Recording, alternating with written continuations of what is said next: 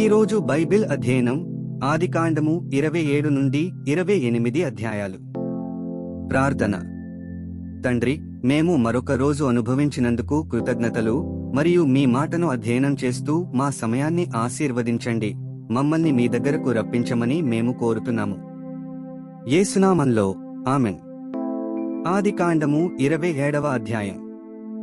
ఇస్సాకు వృద్ధుడై అతని కన్నులకు మందదృష్టి కలిగినప్పుడు అతడు తన పెద్ద కుమారుడైన ఏశావుతో, నా కుమారుడా అని అతని పిలువగా అతడు చిత్తము నాయనా అని అతనితోనెనెను.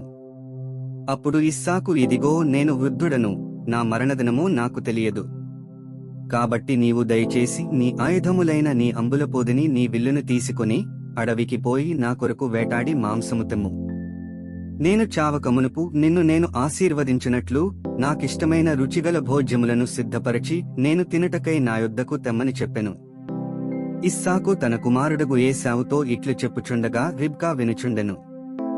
ఏశావు వేటాడి మాంసము తెచ్చుటకు అడవికి వెళ్ళెను. అప్పుడు రిబ్కా తన కుమారుడగు యాకోబును చూచి, ఇదిగో నీ తండ్రి నీ అన్నయైన ఏశావుతో మృతి బొందకమునుపు నేను తిని యెహోవా సన్నిధిని నిన్ను ఆశీర్వదించునట్లు నా కొరకు మాంసము తెచ్చి నాకు రుచిగల భోజ్యములను సిద్ధపరచుమని చెప్పగా వింటిని. కాబట్టి నా కుమారుడా, నా మాట విని నేను నీకు ఆజ్ఞాపించినట్టు చేయుము. నీవు మందకు వెళ్లి 2 మంచి మేక పిల్లలను అక్కడ నుండి నా యొద్దకు తెమ్ము. వాటితో నీ తండ్రికిష్టమైన రుచిగల భోజ్యములను అతనికి చేసెదను. నీ తండ్రి మృతి బొందకముందు అతడు వాటిని తిని నిన్ను ఆశీర్వదించినట్లు నీవు వాటిని నీ తండ్రి యొద్దకు తీసుకుని పోవలెననెను. అందుకు యాకోబు, నా సహోదరుడైన ఏశావు రోమముగలవాడు, నేను నున్ననివాడను గదా. ఒకవేళ నా తండ్రి నన్ను తడవి చూచును, అప్పుడు నేను అతని దృష్టికి వంచకుడనుగా తోచిన ఎడల నా మీదికి శాపమేగాని ఆశీర్వాదము తెచ్చుకొననని చెప్పెను. అయినను అతని తల్లి, నా కుమారుడా, ఆ శాపము నా మీదికి వచ్చునుగాక. నీవు నా మాట మాత్రము విని పోయి వాటిని నా యొద్దకు తీసుకునిరమ్మని చెప్పగా అతడు వెళ్లి వాటిని తన తల్లి యొద్దకు తీసుకుని వచ్చెను. అతని తల్లి అతని తండ్రికిష్టమైన రుచిగల భోజ్యములను సిద్ధపరచెను. మరియు తన జ్యేష్ఠ కుమారుడగు ఏశావునకు సొగసైన వస్త్రములు ఇంట తన యొద్ద నుండెను గనుక రిబ్కా వాటిని తీసి తన చిన్న కుమారుడగు యాకోబునకు తొడిగించి ఆ మేక పిల్లల చర్మములతో అతని చేతులను అతని మెడమీద నునుపు భాగమును కప్పి తాను సిద్ధపరచిన రుచిగల భోజ్యములను రొట్టెను తన కుమారుడగు యాకోబు చేతికియగా అతడు తన తండ్రి యొద్దకు వచ్చి, నా తండ్రి అని పిలువగా అతడు, ఏమి నా కుమారుడా, నీవెవరవని అడిగెను. అందుకు యాకోబు, నేను ఏశావు అను నీ జ్యేష్ఠ కుమారుడను, నీవు నాతో చెప్పిన ప్రకారము చేసియున్నాను. నీవు నన్ను దీవించుటకై దయచేసి లేచి కూర్చుండి నేను వేటాడి తెచ్చిన దానిని తినుమనెను. అప్పుడు ఇస్సాకు, నా కుమారుడా, ఇంత శీఘ్రముగా అది నీకెట్లు దొరికెనని అడుగగా అతడు, నీ దేవుడైన యెహోవా నా ఎదుటికి దాని రప్పించుట చేతనే అని చెప్పెను. అప్పుడు ఇస్సాకు, నా కుమారుడా, నీవు ఏశావను నా కుమారుడవో కావో నేను నిన్ను తడవి చూచెదను, దగ్గరకు రమ్మని చెప్పెను. యాకోబు తన తండ్రి అయిన ఇస్సాకు దగ్గరకు వచ్చినప్పుడు అతడు అతని తడవి చూచి, స్వరము యాకోబు స్వరముగాని చేతులు ఏశావు చేతులే అనెను. యాకోబు చేతులు అతనన్నయైన ఏశావు చేతులవలే రోమముగలవైనందున ఇస్సాకు అతనిని గురుతుపట్టలేక అతనిని దీవించి, ఏశావు అను నా కుమారుడవు నీవేనా అని అడుగగా యాకోబు, నేనేనెను. అంతటా అతడు, అది నా యొద్దకు తెమ్ము, నేను నిన్ను దీవించినట్లు నా కుమారుడు వేటాడి తెచ్చినది తిందుననెను. అతడు తెచ్చినప్పుడు అతడు తినెను, ద్రాక్షారసము తేగా అతడు త్రాగెను. తరువాత అతని తండ్రి అయిన ఇస్సాకు, నా కుమారుడా, దగ్గరకు వచ్చి నన్ను ముద్దు పెట్టుకోమని అతనితో చెప్పెను. అతడు దగ్గరకు వచ్చి అతని ముద్దు పెట్టుకునెను. అప్పుడతడు అతని వస్త్రములను వాసన చూచి అతని దీవించి ఇట్లనెను, ఇదిగో నా కుమారుని సువాసన యెహోవా దీవించిన చేని సువాసన వలెనున్నది. ఆకాశపు మంచును, భూసారమును, విస్తారమైన ధాన్యమును, ద్రాక్షారసమును దేవుడు నీకనుగ్రహించుగాక. జనములు నీకు దాసులగుదురు, జనములు నీకు సాగిలపడుదురు. నీ బంధుజనులకు నీవు ఏలిక వయ్యుండుము, నీ తల్లి పుత్రులు నీకు సాగిలపడుదురు. నిన్ను శపించువారు శపింపబడుదురు, నిన్ను దీవించువారు దీవింపబడుదురుగాక. ఇస్సాకు యాకోబును దీవించుటైన తరువాత యాకోబు తన తండ్రి అయిన ఇస్సాకు ఎదుట నుండి బయలుదేరి వెళ్లిన తక్షణమే అతని సహోదరుడైన ఏశావు వేటాడి వచ్చెను. అతడును రుచిగల భోజ్యములను సిద్ధపరచి తన తండ్రి యొద్దకు తెచ్చి నా తండ్రి నన్ను దీవించినట్లు లేచి నీ కుమారుడు వేటాడి తెచ్చిన దాని తినుమని తన తండ్రితోననెను. అతని తండ్రి అయిన ఇస్సాకు, నీవెవరవని అతని నడిగినప్పుడు అతడు, నేను నీ కుమారుడను ఏశావును, నీ జ్యేష్ఠ కుమారుడననగా. ఇస్సాకు మిక్కుటముగా గడగడ వణకుచు, అట్లయితే వేటాడిన భోజ్యమును నా యొద్దకు తెచ్చిన వారెవరు? నీవు రాకమునుపు నేను వాటన్నిటిలో తిని అతనిని నిజముగా దీవించి తిని, అతడు దీవింపబడిన వాడేనెను. ఏశావు తన తండ్రి మాటలు వినినప్పుడు దుఃఖాక్రాంతుడై పెద్ద కేక వేసి, ఓ నా తండ్రి, నన్నును దీవించుమని తన తండ్రితో చెప్పెను. అతడు, నీ సహోదరుడు కపటోపాయముతో వచ్చి నీకు రావలసిన దీవెన తీసుకొనిపోయెను. ఏశావు, యాకోబు అను పేరు అతనికి సరిగానే చెల్లినది, అతడు నన్ను ఈ 2 మారులు మోసపుచ్చెను. నా జ్యేష్ఠత్వము తీసుకొనెను, ఇదిగో ఇప్పుడు వచ్చి నాకు రావలసిన దీవెనను తీసుకొనెనని చెప్పి నా కొరకు మరియే దీవెనయు మిగిల్చీంచలేదా అని అడిగెను.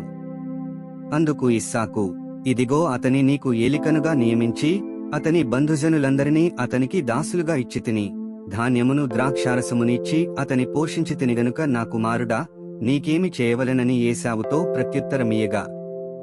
ఏశావు, నా తండ్రి, నీయొద్ద ఒక దీవెనయే ఉన్నదా?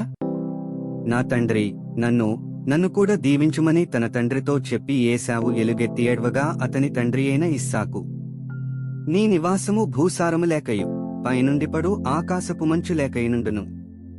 నీవు నీ కత్తిచేత బ్రతుకుదువు, నీ సహోదరునికి దాసుడవగుదువు, నీవు తిరుగులాడుచుండగా నీ మెడమీద నుండి అతని కాడి విరిచివేయుదువు అని అతనికుత్తరమిచ్చెను.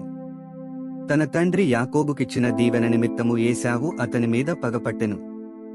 మరియు ఏశావు, నా తండ్రిని గూర్చిన దుఃఖదినములు సమీపముగానున్నవి, అప్పుడు నా తమ్ముడైన యాకోబును చంపెదననుకునెను. రిబ్కా తన పెద్ద కుమారుడైన ఏశావు మాటలను గూర్చి వినినప్పుడు ఆమె తన చిన్న కుమారుడైన యాకోబును పిలువనంపి అతనితో ఇట్లనెను, ఇదిగో నీ అన్నయైన ఏశావు నిన్ను చంపెదనని చెప్పి నిన్ను గూర్చి తన్ను తాను ఓదార్చుకునిచున్నాడు.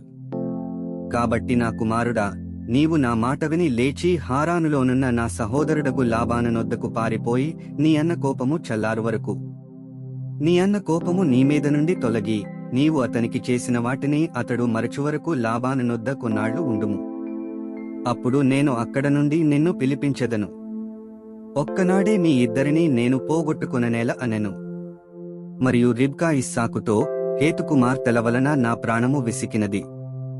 ఈ దేశస్థురాండ్రైన హేతు కుమార్తెలలో వీరివంటి ఒకదానిని యాకోబు పెండ్లి చేసుకుని ఎడల నా బ్రతుకు వలన నాకేమి ప్రయోజనమనెను.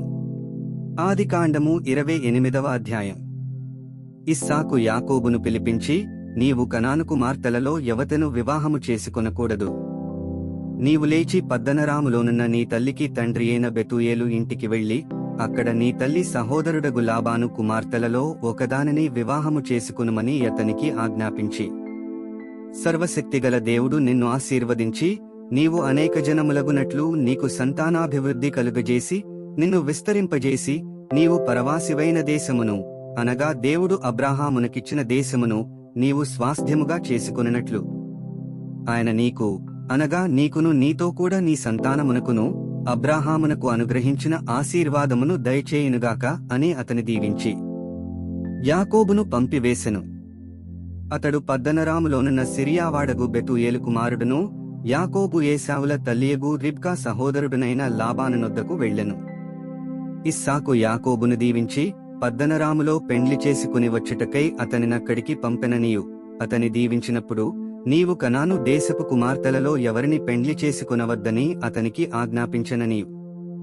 యాకోబు తన తల్లిదండ్రుల మాట విని పద్దనరామునకు వెళ్లిపోయిననియు ఏశావు తెలుసుకొనినప్పుడు, ఇదిగాక కనాను కుమార్తెలు తన తండ్రి అయిన ఇస్సాకునకు ఇష్టురాండ్రుకారని ఏశావునకు తెలిసినప్పుడు, ఏశావు ఇష్మాయేలు నొద్దకు వెళ్లి తనకున్న భార్యలుగాక అబ్రాహాము కుమారుడైన ఇష్మాయేలు కుమార్తెయు నెబాయోతు సహోదరియునైన మహలతును కూడా పెండ్లి చేసుకొనెను. యాకోబు బెయేర్షెబా నుండి బయలుదేరి హారాను వైపు వెళ్ళుచు ఒకచోట చేరి ప్రొద్దుగురుంకినందున అక్కడ ఆ రాత్రి నిలిచిపోయి ఆ చోటి రాళ్లలో ఒకటి తీసుకొని తనకు తలగడగా చేసుకొని అక్కడ పండుకొనెను. అప్పుడతడు ఒక కలకనెను. అందులో ఒక నిచ్చెన భూమి మీద నిలుపబడియుండెను. దానికొన ఆకాశమునంటెను.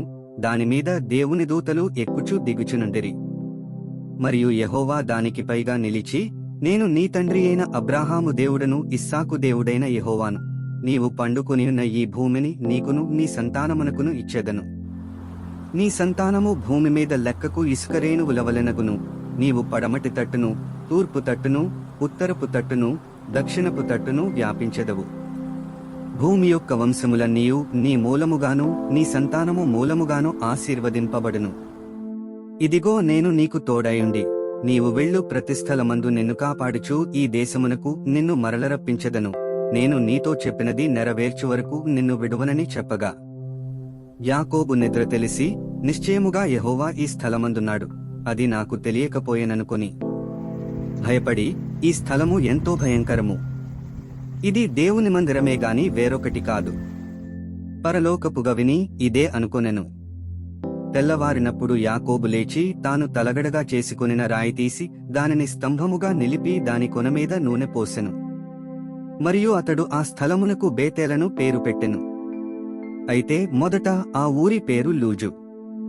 అప్పుడు యాకోబు, నేను తిరిగి నా తండ్రి ఇంటికి క్షేమముగా వచ్చునట్లు దేవుడు నాకు తోడయుండి నేను వెళ్ళుచున్న ఈ మార్గములో నన్ను కాపాడి తినుటకు ఆహారమును ధరించుకొనుటకు వస్త్రములను నాకు దయచేసిన ఎడల యెహోవా నాకు దేవుడయుండును. మరియు స్తంభముగా నేను నిలిపిన ఈ రాయి దేవుని మందిరమగును.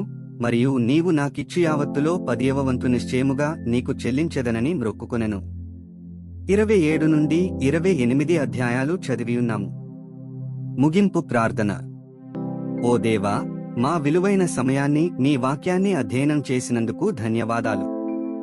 మా మార్గాలలో నడవడానికి మరియు మన సత్యాన్ని ఇతరులతో పంచుకోవడానికి మాకు ధైర్యాన్ని ప్రసాదించు. మీ పరిశుద్ధాత్మ మాకు మార్గనిర్దేశం చేస్తూ సర్వసత్యంలోకి మమ్ములను నడిపించునుగాక. ఆమెన్.